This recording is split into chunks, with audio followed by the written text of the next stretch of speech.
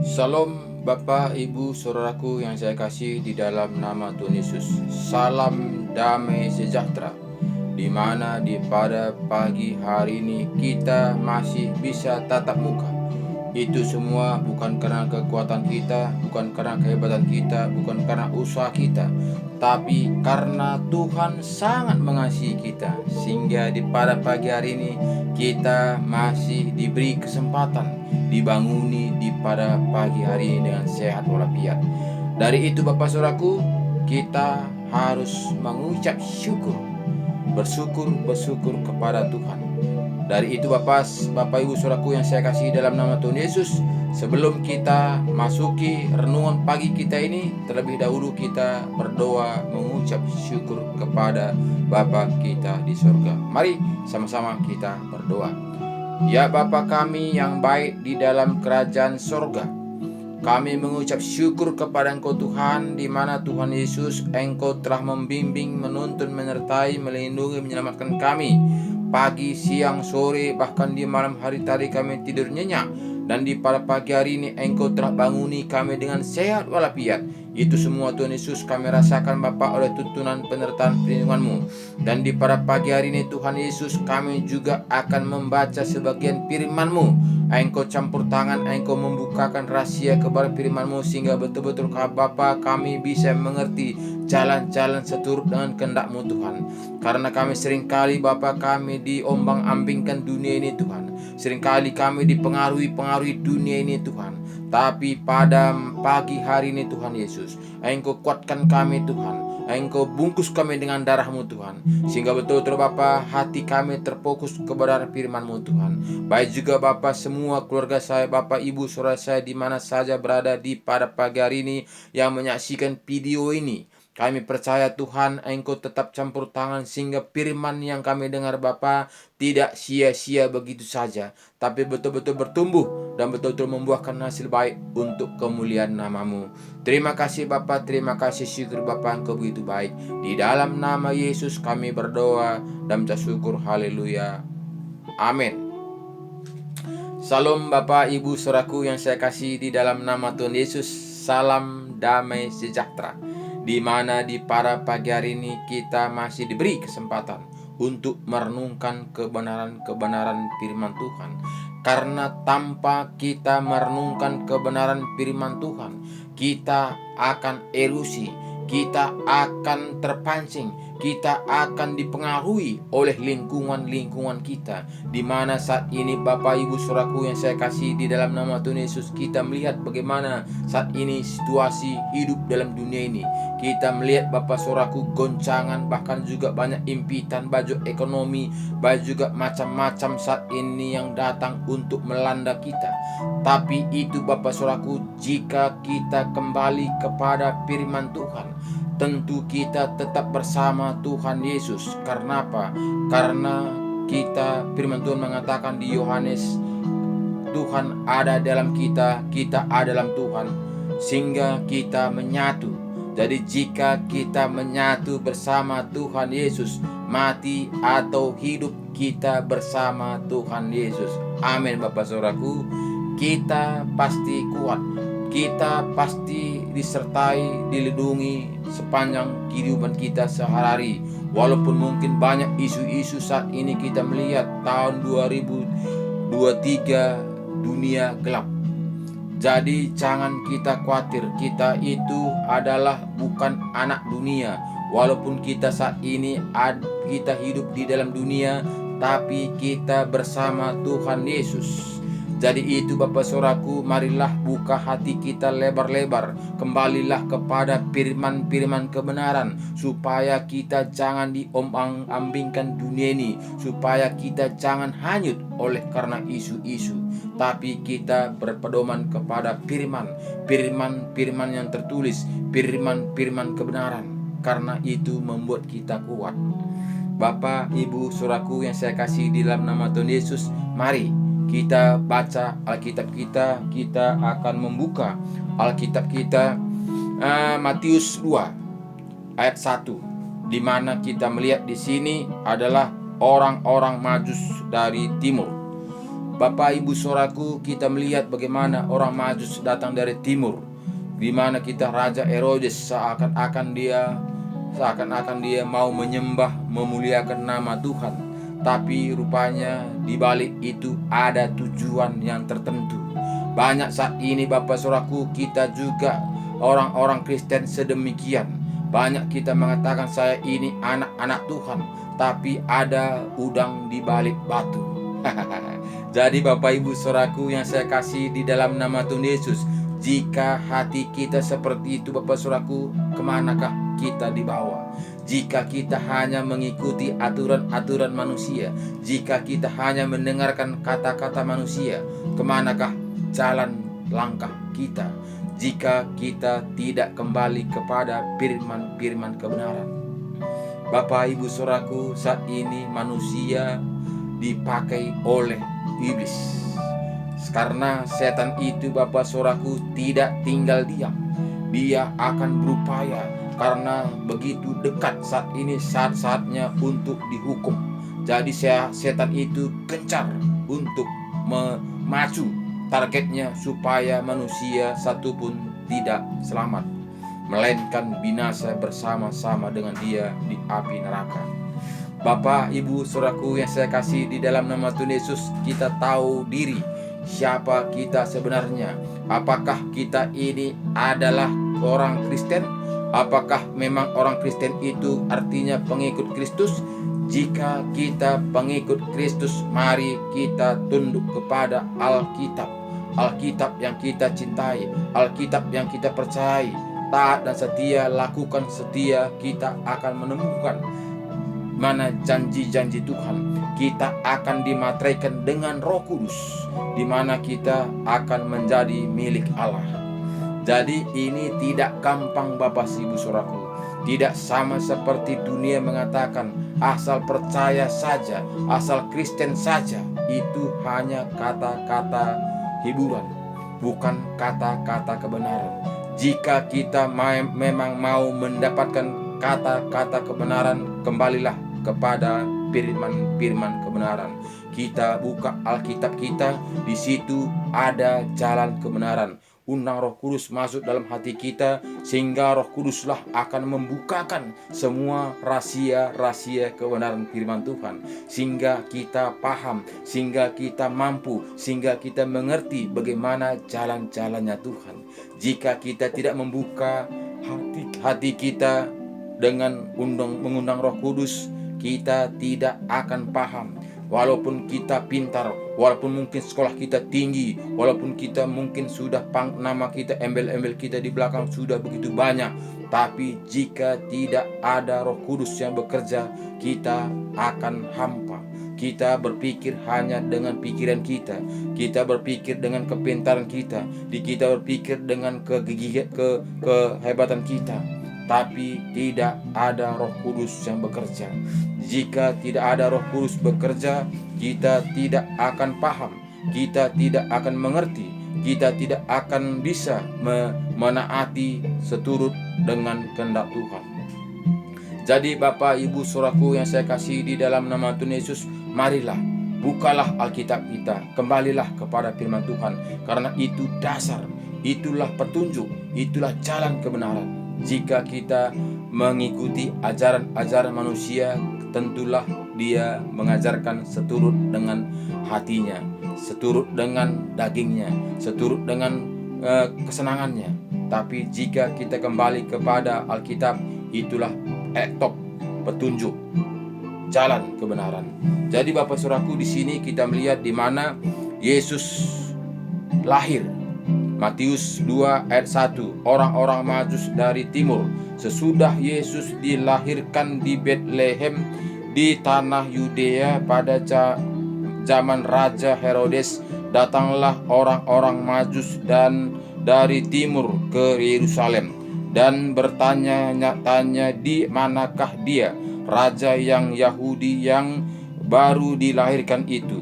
Kami telah melihat bintangnya di timur, dan kami datang untuk menyembah dia. Bapak Ibu Saudaraku yang saya kasih di dalam nama Tuhan Yesus, seakan-akan dia datang untuk menyembah menyembah Yesus Kristus.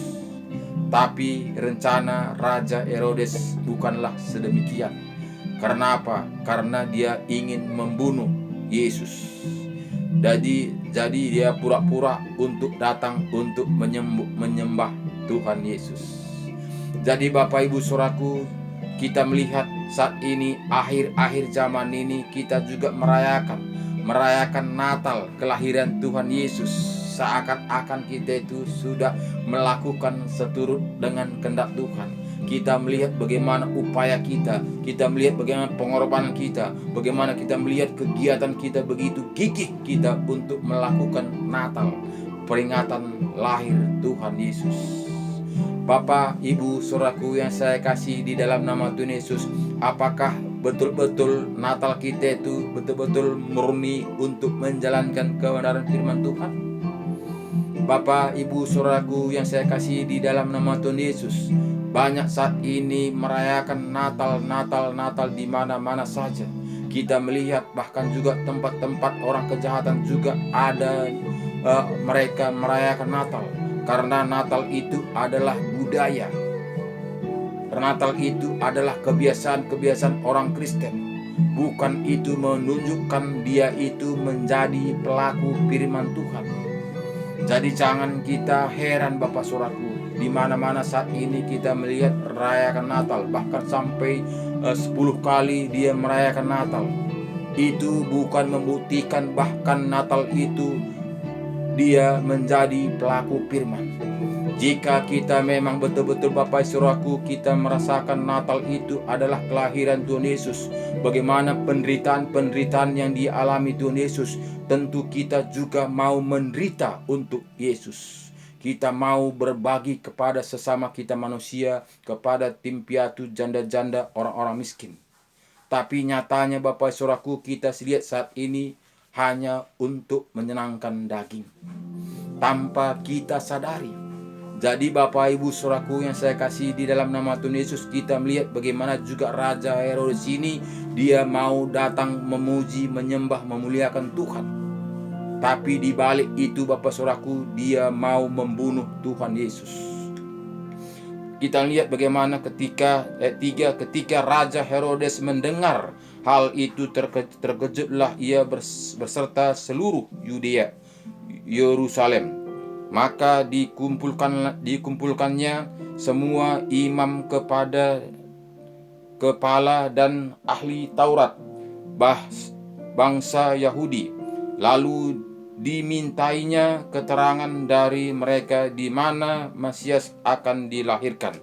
Mereka berkata kepadanya, di Betlehem, di tempat Yudea, karena demikianlah ada tertulis dalam kitab Nabi. Dan engkau Betlehem, tanah Yahuda, engkau sekali-kali bukanlah yang terkecil di antara mereka yang memerintah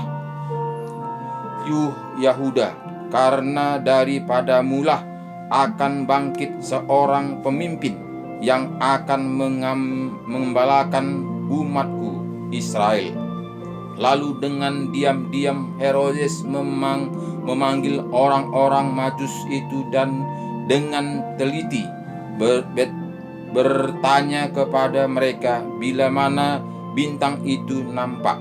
Kemudian ia menyuruh mereka ke Betlehem. Katanya, pergi dan selidiki dengan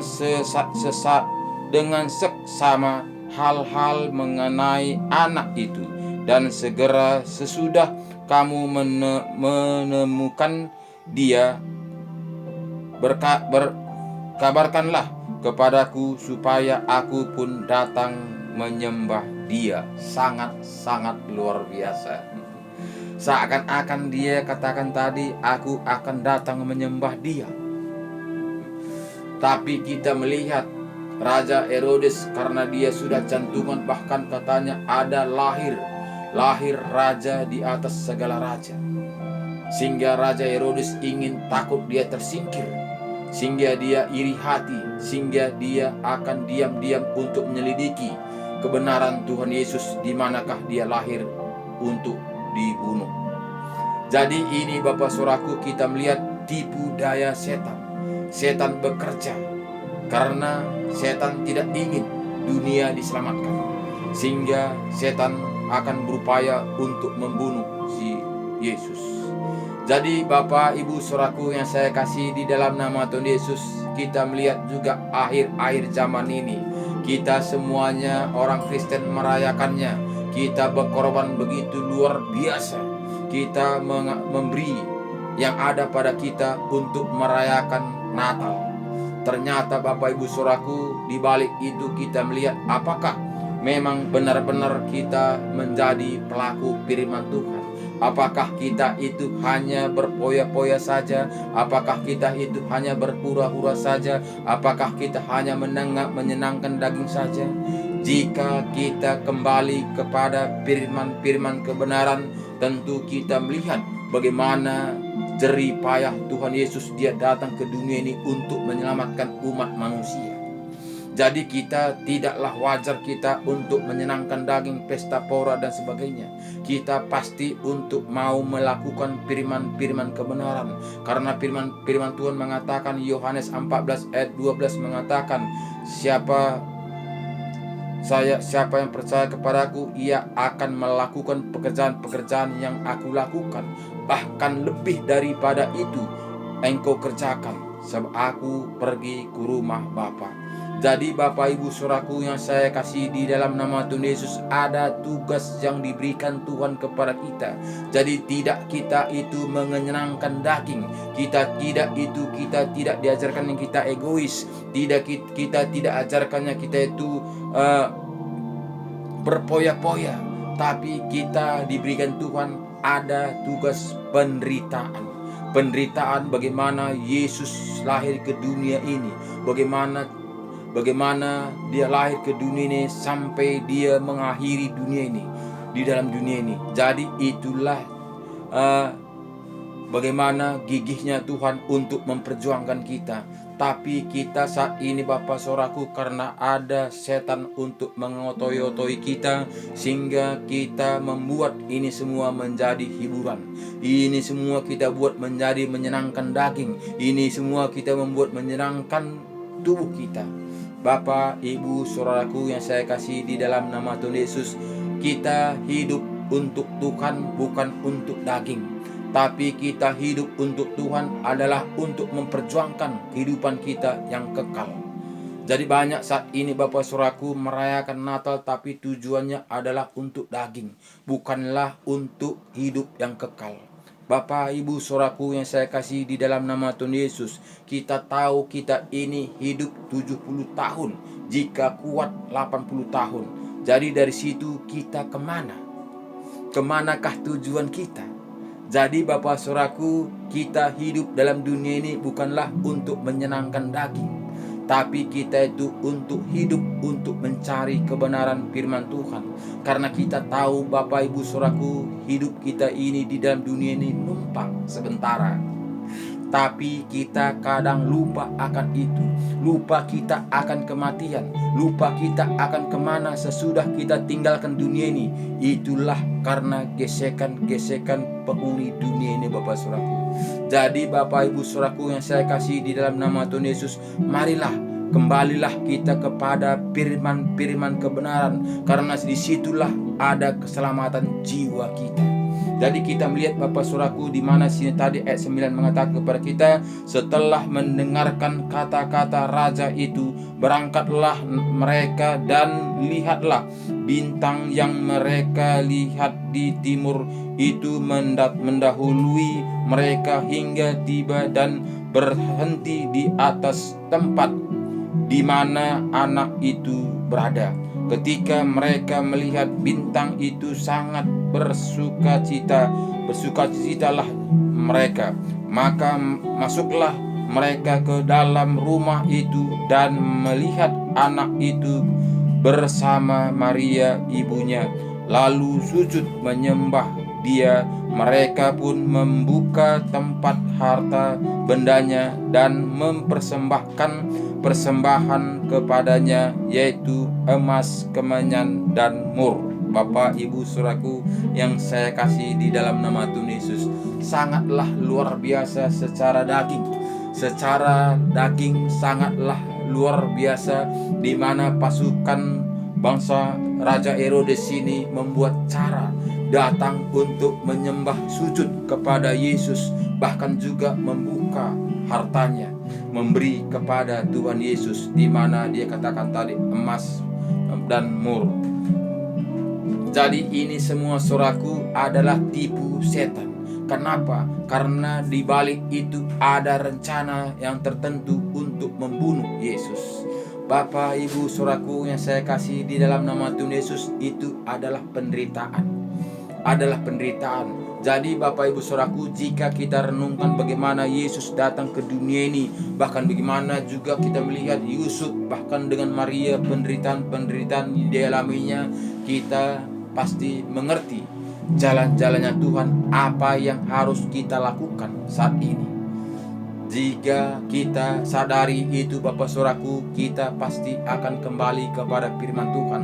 Kita akan berbuat, kita akan buat KKR, kita akan bersaksi kepada kebenaran firman Tuhan. Jadi kita tidak lahir untuk mati. Banyak saat ini Bapak saudaraku, kita merayakan Natal lahir untuk mati, bukan lahir untuk hidup menjadi terang, berbuah banyak lebat untuk menyenangkan sesama kita manusia. Jadi itu Bapak saudaraku, kita tidak sadari Yesus datang ke dunia ini untuk semua orang.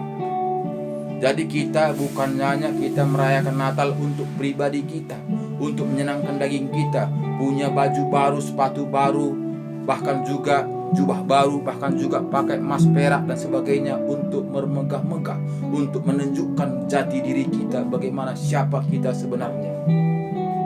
Bapak, Ibu, saudaraku yang saya kasih di dalam nama Tuhan Yesus, marilah sadarlah kita apa yang harus kita lakukan. Banyak saudara kita saat ini kita melihat menderita, banyak saudara kita saat ini kelaparan, banyak saat ini kita melihat saudara kita yang kehilangan rumahnya, banyak saat ini kita melihat kehilangan saudaranya.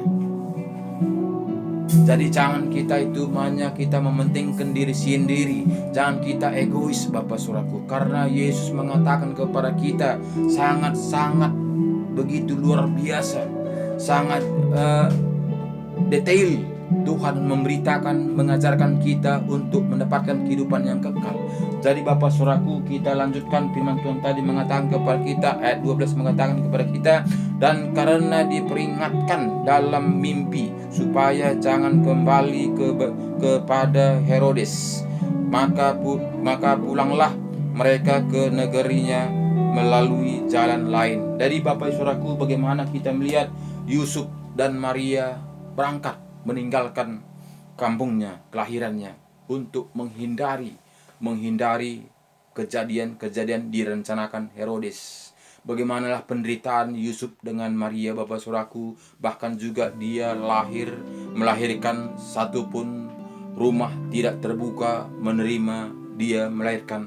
Bahkan juga kita melihat Bapak penginapan juga tertutup untuk Maria, sehingga lahirlah Yesus di kandang domba.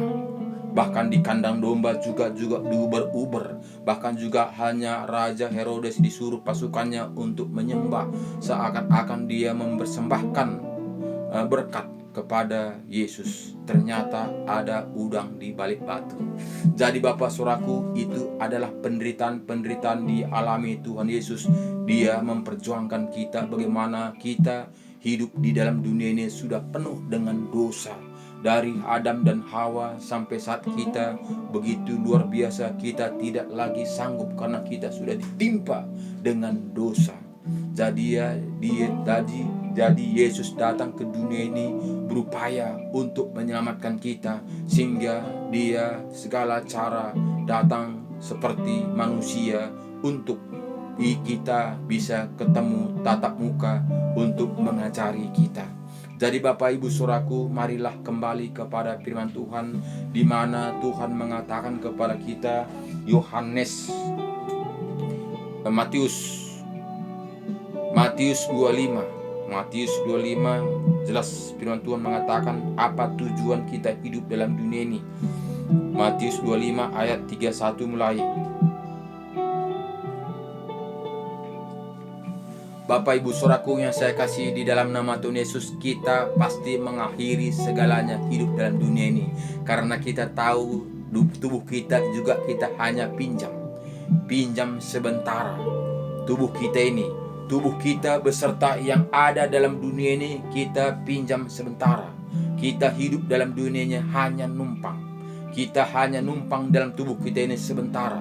70 tahun, jika kita kuat 80 tahun. Kita pakai tubuh kita ini. Dari itu kita akan meninggalkan tubuh kita ini beserta isi dunia ini. Kita akan berangkat. Jadi kita berangkat kemana? Ini jadi pertanyaan Bapak Saudaraku. Saat ini banyak manusia lupa akan kematian. Kita bahkan tahu bahwa semua manusia akan mati. Tidak ada satupun manusia yang hidup dalam dunia selama-lamanya. Kita tahu akan mengakhiri dunia ini, tapi kita tidak pernah memikirkan kita kemana sesudah meninggalkan dunia ini. Itulah karena tipu daya setan, supaya kita tidak selamat, supaya kita tidak berusaha untuk menyelamatkan jiwa kita. Karena itu liciknya setan itu Bapak Saudaraku, di mana kita diajarkan Tuhan Yesus dalam kehidupan kita di sini. Selagi kita masih diberi kesempatan, di sini katanya dari kepada kita penghakiman terakhir. Ini judulnya di Matius 25 ayat 31. Apabila Anak Manusia datang dalam kemuliaannya dan semua malaikat bersama-sama dengan Dia, maka Ia akan bersemayam di atas tahta kemuliaannya. Jadi Bapak Ibu Saudaraku yang saya kasih di dalam nama Tuhan Yesus, Yesus lahir untuk manusia, menebus dosa manusia. Dan sesudah ditebusnya dosa manusia, Dia akan datang kembali untuk menghakimi semua manusia.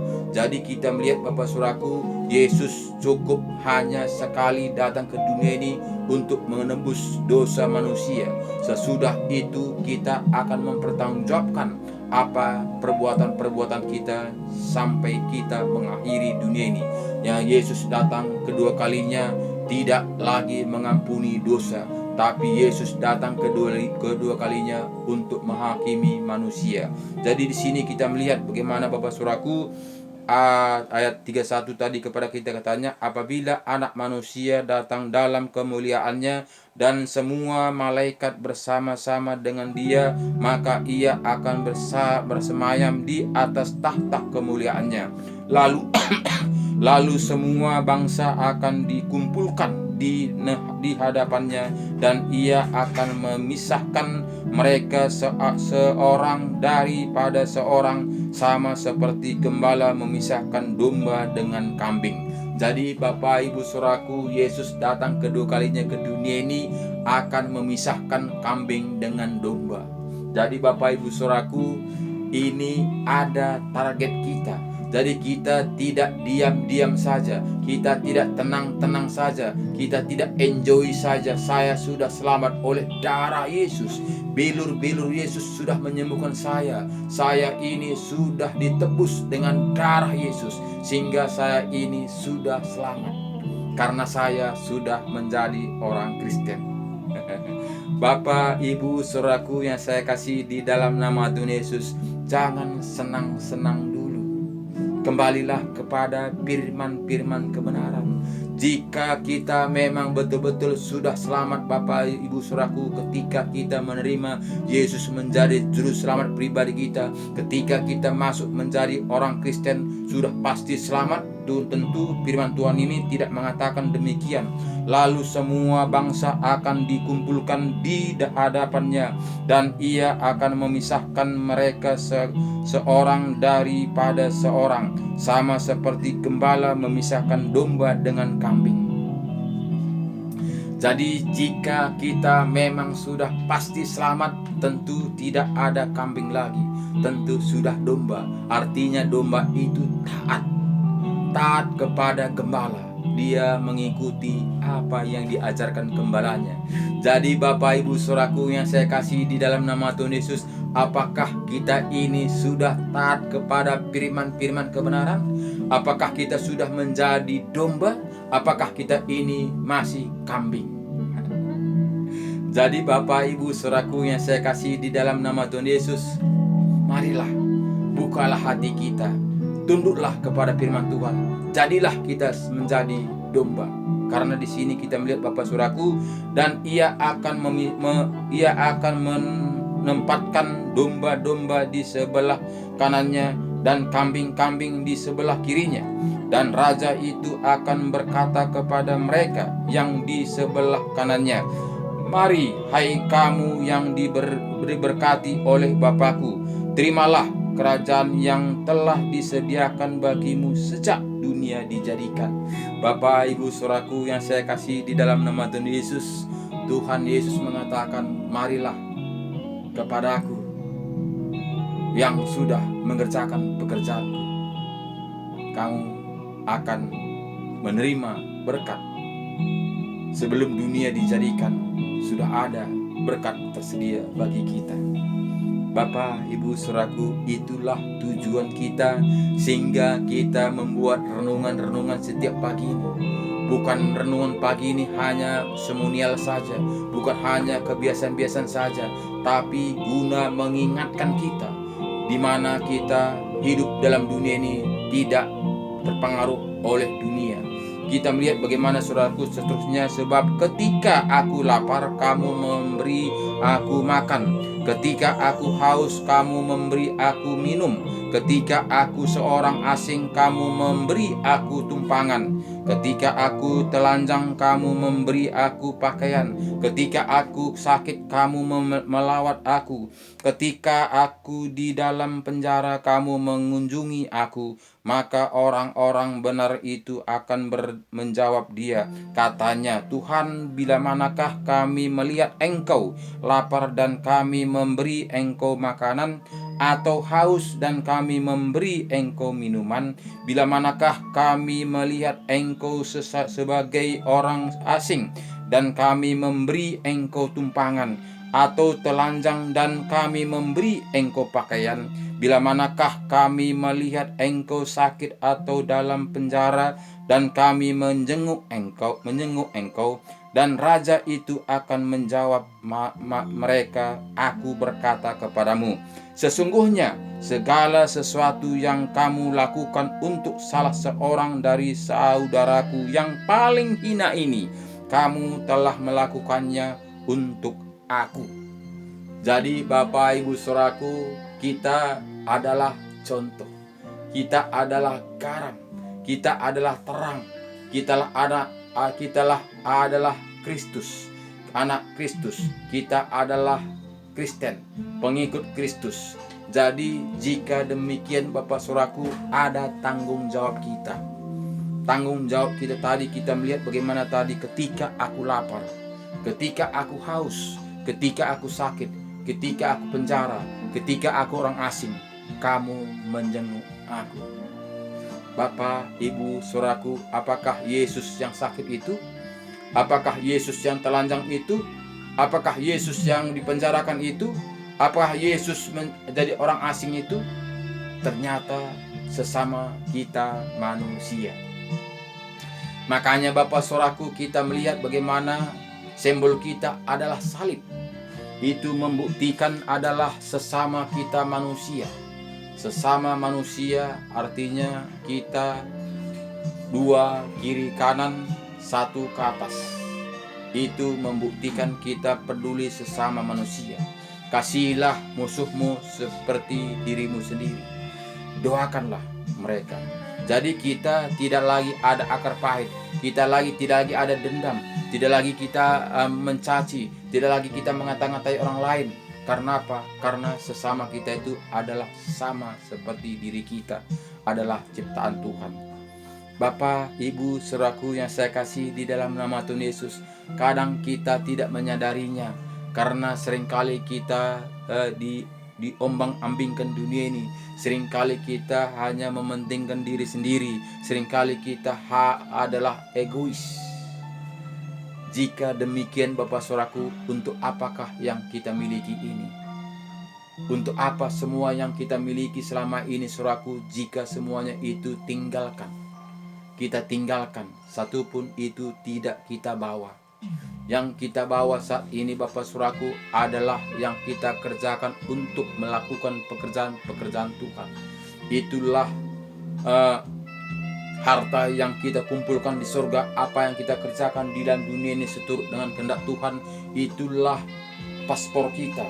Itulah mendapatkan tiket kita, mendapatkan kehidupan yang kekal itu Bapak Saudaraku. Jadi kita tidak diam-diam saja. Banyak saat ini Bapak Saudaraku orang Kristen diam-diam saja, hanya Tuhan, Tuhan berkati aku, Tuhan, Tuhan jaga ladangku, Tuhan, Tuhan berkati keluargaku. Hanya kita minta terus. Kita tidak peduli tentang diri kita. Kita menuntut terus, tapi kita tidak berbuat untuk Tuhan. Bapak, Ibu, Saudaraku, apakah kita menyadari itu? Seringkali kita merengek-rengek untuk minta kepada Tuhan. Padahal Tuhan mengatakan kita, hendaklah engkau dewasa, tidak lagi minum susu. Artinya Bapak Saudaraku, kita mandiri menjalankan kebenaran firman Tuhan. Sama kita melihat bagaimana Nabi Abraham, bagaimana kita melihat bagaimana penderitaan ini dialaminya. Jika memang dia adalah taat kepada Tuhan, dia tidak menderita hidup. Kita melihat bagaimana dia tidak mempunyai anak, bahkan akhir hidupnya dia mempunyai anak. Bahkan di situ juga dia diuji mentalnya. Bahkan juga Tuhan mengatakan, persembahkanlah anakmu si Ishak untuk korban bakaran, sembelihlah dia. Bagaimanalah perasaan Abraham untuk mendengarkan berita itu Bapak Saudaraku. Jadi Bapak Ibu Saudaraku yang saya kasih di dalam nama Tuhan Yesus, kenapa Bapak Abraham menyerahkan anaknya, anak yang tunggal satu-satunya? Bapak Abraham menuruti apa perintah yang diperintahkan Tuhan, mempersembahkan anaknya untuk korban sembelihan, korban bakaran. Abraham melakukannya, bahkan diajak anaknya itu berangkat untuk dikorbankan. Kenapa dia lakukan, Saudaraku? Karena Bapak Abraham bukan hanya kedagingan. Jika dia kedagingan, tentu dia berontak, tentu dia akan membantah, tentu dia komplain. Bagaimana Tuhan ini, anakku satu-satunya, bahkan juga diminta untuk disembelih untuk korban bakaran. Bagaimananya hati Tuhan itu? Tentu Abraham komplain. Ternyata kita melihat Bapak Saudaraku, dia tidak komplain, tapi dia taat melakukan apa saja yang diperintahkan Tuhan. Jadi Bapak Ibu Saudaraku, apakah kita mau melakukan seturut dengan kehendak Tuhan seperti Bapak Abraham? Jika kita Bapak Abraham, apakah aksi kita? Apakah kita tindakan kita? Bapak Ibu Saudaraku yang saya kasih di dalam nama Tuhan Yesus, Tuhan belum minta anak kita seperti Bapak Abraham, tapi kita hanya diminta hati kita. Hati kita, Tuhan mengatakan, nomor satu aku. Jika kamu mengutamakan bapak ibumu lebih daripada aku, engkau tidak layak bagiku. Jika engkau utamakan anak laki-laki, anak perempuan lebih daripada aku, engkau tidak layak bagiku. Bapak, Ibu, Saudaraku, apakah kita percaya firman Tuhan? Jika kita tidak percaya firman Tuhan, kemana kita ini? Itu firman Tuhan mengatakan kepada kita, aku nomor satu. Apakah kita membuat Tuhan itu nomor satu? Apakah kita berpikir hidup ini semuanya adalah milik Tuhan?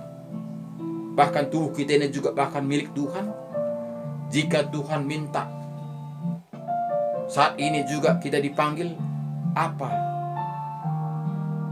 tindakan kita? Tapi kita Bapak Saudaraku tidak berpikir sampai segitu. Kita diobok-obokkan oleh dunia ini. Kita mencari terus. Ketika terang hari kita akan berpikir bagaimana mencari terus untuk ditinggalkan.